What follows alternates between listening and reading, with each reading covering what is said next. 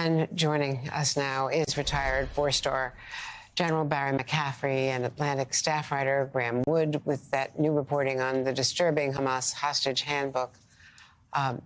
General McCaffrey, talk to us about the complexity of this ground incursion in the context of what President Biden, we now know, has been urging publicly and privately to the Israelis. Go in and go out, or do, pauses, getting aid in. Be cognizant of how the world is reacting to the desperation in Gaza. Is that militarily possible to try to limit casualties? Well, I think the Israelis will make every effort to minimize casualties to the civilian population. However, if we see an air-ground attack into an urban area, a three-dimensional battle, if there's 500,000 civilians in the region, if there are a couple of hundred or more hostages being held underground, in all probability, this is going to be a bloody mess.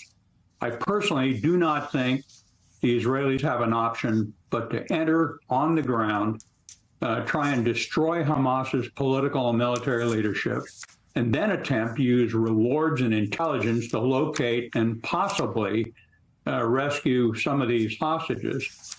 But Andrea, in every case, you got to go back to 7 October, hundreds and hundreds of Israeli citizens brutally murdered, tortured, hauled away as captives. That's what we're talking about here, and that's what the IDF's got to remedy. Unfortunately, this is a reserve army that's been called up. Its absence from the workforce is a huge economic burden on Israel.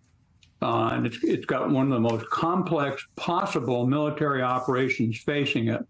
We got to hope that perhaps a miracle occurs, the hostages are released, the ground campaign isn't required, but probably we're on the imminent edge of a ground attack. And Graeme Wood, tell us more about this Hamas hostage-taking manual that you obtained from an Israeli official. Israeli soldiers found it, reportedly. We have not been able to independently confirm it here or seen it at NBC News, but this includes graphic advice to Hamas fighters, telling them to kill the difficult, quote-unquote, difficult hostages first. That's right. I've seen it both because the Israel Defense Forces gave me a copy of it, also because I was able to find other copies of it, and including parts that the IDF did not want released. But this manual is exactly what it sounds like. It is describing exactly how one should deal with captives, what one should do with hostages. And it should be said that what they're describing, first of all, it is brutal. It does call for straightforward violations of the laws of war. It calls for the torture of captives, anything to force compliance, and killing. Anybody who's going to cause trouble is as a target in the back of his head. Now, what is also interesting about this is it doesn't appear that the soldiers of Hamas who had this manual thought they were going to be able to take them into Gaza. They thought that they were going to have them in Israeli territory and have these standoffs, possibly many standoffs in the places where they found them. So Hamas was actually, I think, probably as surprised as anyone that they didn't encounter the resistance that they expected and were able to take so many hostages into Gaza and into even more difficult to reach places such as tunnels underground Gaza City. And joining us now as well is New York Times staff writer Ronen Bergman. Ronen, thanks for being with us. Comment on what Graeme Wood has been reporting. What is the Israeli government going to do with the information from these manuals? How is that going to change, if at all, the way they progress in the war? Can Ronen Bergman hear me? Yes, I can hear you. Okay. Ronen, I was just asking about what was reported in The Atlantic by Graeme Wood, who was just commenting on the what has been described as a hostage manual that was found by the IDF on these Hamas fighters on October 7th or afterwards. And their messaging about killing the difficult ones, so-called, and about being surprised that they could bring them back into Gaza, that their original plan was to keep them in sort of a standoff, hostage situation within Israel proper? So there's a few different orders, many of them already in our possession, that the New York Times has reviewed, and we find them likely to be authentic. They have a very clear understanding and detailed intelligence on the enemy, so the Israelis, both on civilian villages and on army camps, the resistance they might encounter. And some of them are dealing with hostages.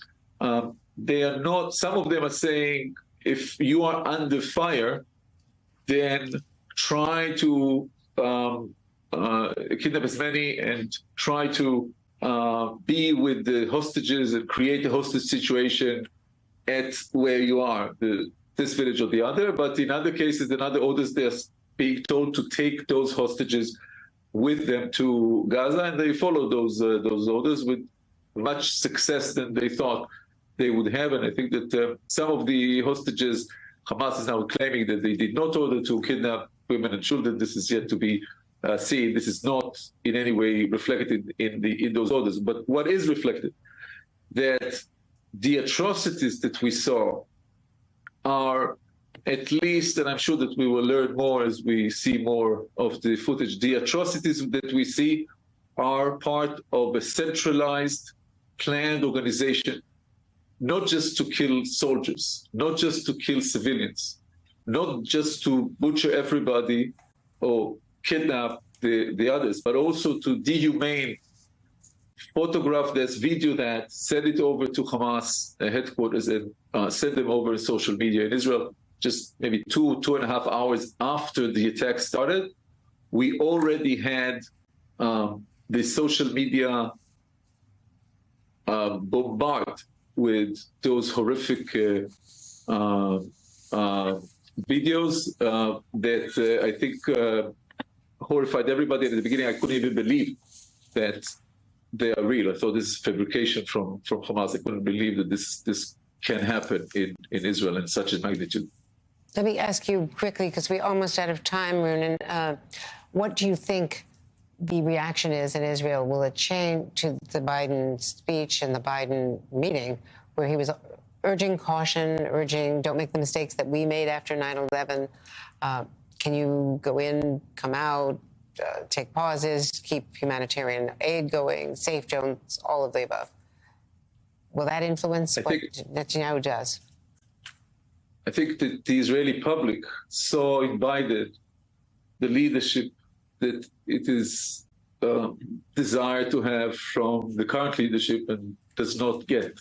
It received from President Biden the hug that nobody gave it from the current leadership. On the other hand, the Israeli public, as much as the Israeli leadership, and this is not about Netanyahu, it's all the leadership and much of the public, see an endgame here only, as much as the Israeli leadership and the ground invasion that would end with the disassemblement of the Hamas regime and military capabilities.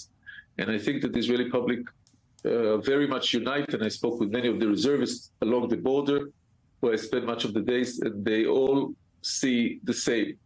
Going in, otherwise, if not taking the Hamas regime, then Israeli enemies will see this as a sign of weakness. Israel will lose deterrence.